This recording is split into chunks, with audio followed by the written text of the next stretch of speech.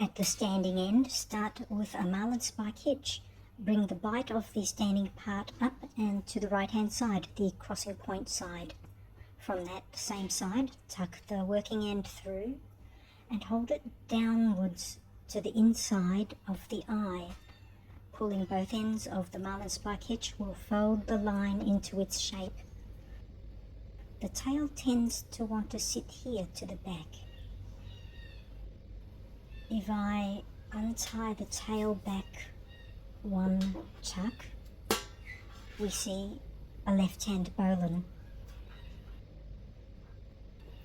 The folding mechanism of the modified marlinspike hitch had caused the tail of the left-hand bowline to do a U-turn and run back alongside itself, forming a left-hand bowline with a U-fold lock.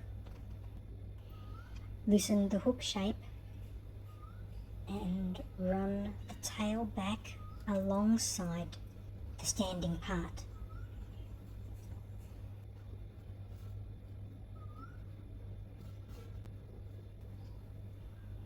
The front profile is flat and smooth.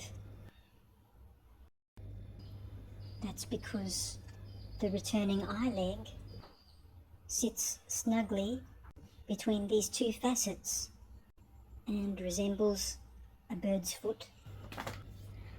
I read that some eye knots with the tail returned alongside the standing part proved to be tiable in bight. What?